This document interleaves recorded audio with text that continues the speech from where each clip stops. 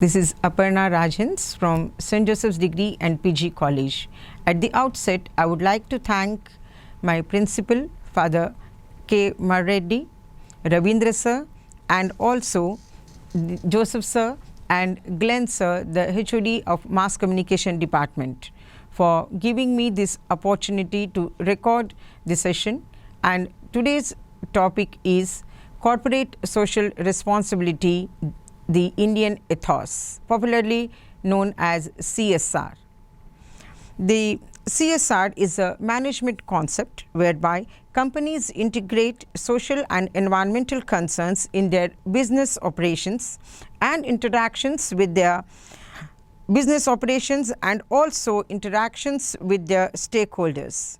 CSR is generally understood as being the way through which a company achieves a balance of economic, environmental and social imperatives, while at the same time addressing the expectations of stakeholders and shareholders. CSR analyzes economic, legal, moral, social and physical aspects of environment. The broader definition of CSR is concerned with what is or should be the relationship between the global corporation, government of countries and individual citizens. The concept of CSR in the Indian context can be traced to the Vedas and the Upanishads. CSR practices in the Indian philosophy is deep-rooted in the concept of dharma or virtue. Any topic of discussion with Indian ethos traces its origin to the Vedas. Vedas are the very fountainhead of all that is great in Indian tradition and culture.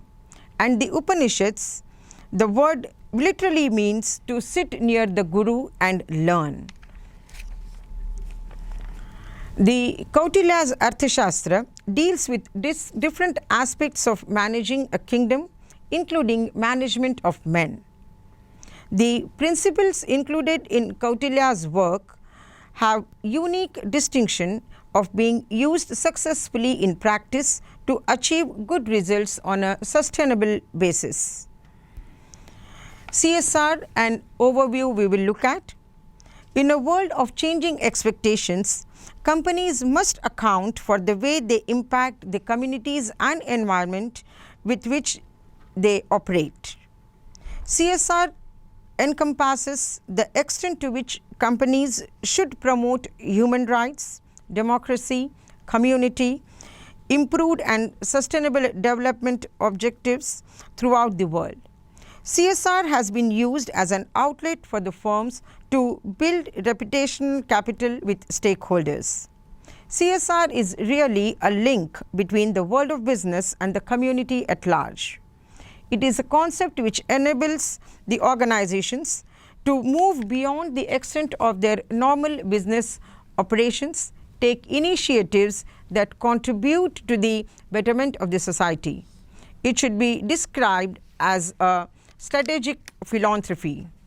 Further dimensions of CSR may include business ethics, value and principles, accountability and transparency, that is the legal compliance, environmental concerns, human rights, workers' rights and welfare, market relations, sustainability and corporate governance.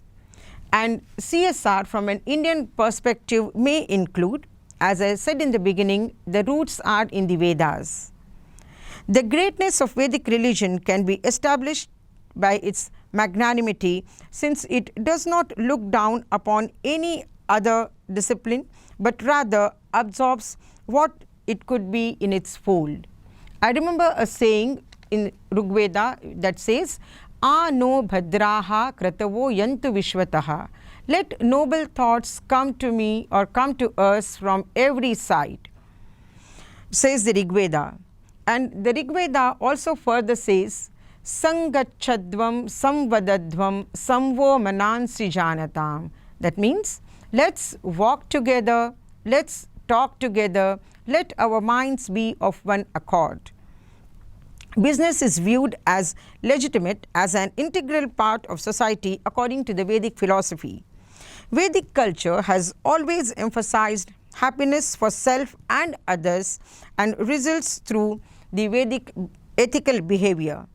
The Vedas attach great importance to environmental protection and purity.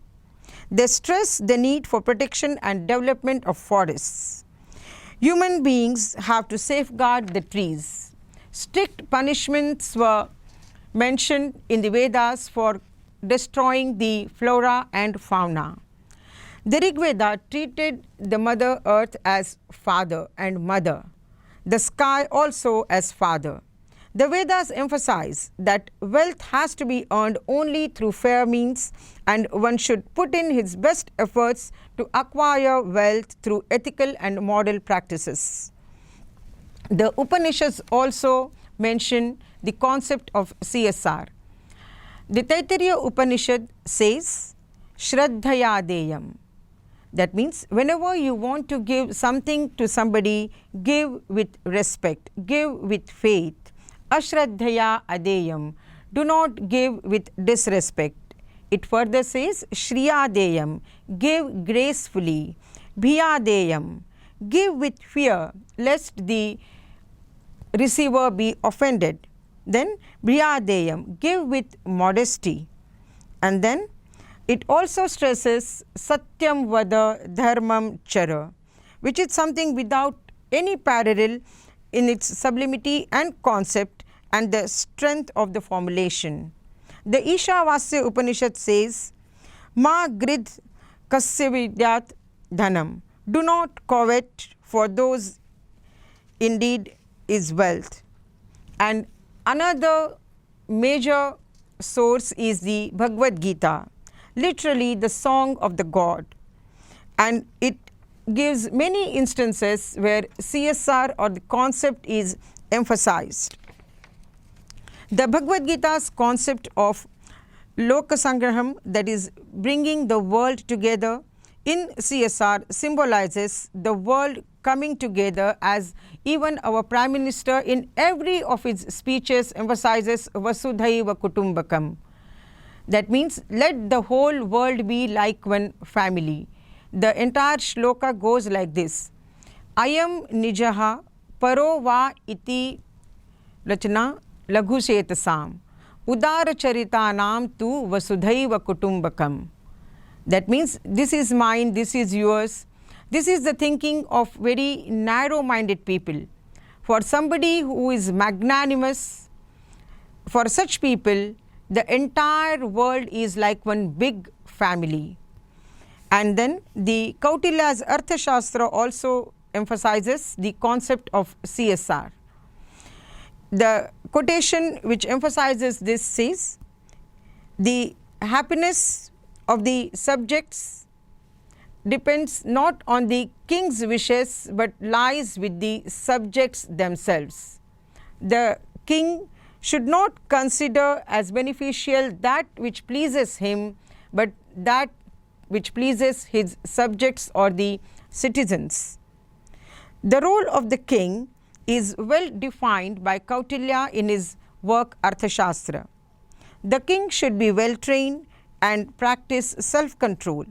The ideal king is one who has the highest qualities of leadership, intellect, energy, and personal attributes, and behaves like a sage, like a Rajarshi.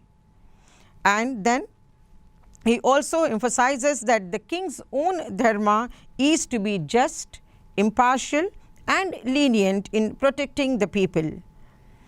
Protection of life and livelihood constituted in that order the element of securing the welfare of the people. The weaker sections were also well protected in the times of Kautilya. The welfare of the peasants was also safeguarded, and there is extensive evidence in Arthashastra on Kautilya's concerns for the welfare of animals. Some animals like deer were given special treatment. Riding or driving a temple animal, a stud bull or a pregnant cow was prohibited. Animal rights between the tusked or horned animals was also prohibited during Kautilya's times. In conclusion, I would like to say the ancient scriptures and the Kautilya's Arthashastra stressed the importance of happiness to all stakeholders in the organization, and we would like to chant the Shanti Patha or Shanti Mantra as is the practice in conclusion for the welfare of the people. Om Sarve Api Sukhinas Santu Sarve Santu Niramaya Sarve Bhadrani Pashyantu Ma Kaschid Dukkha Bhag Bhavet. Om Shanti Shanti Shanti. Thank you very much. Thank you all.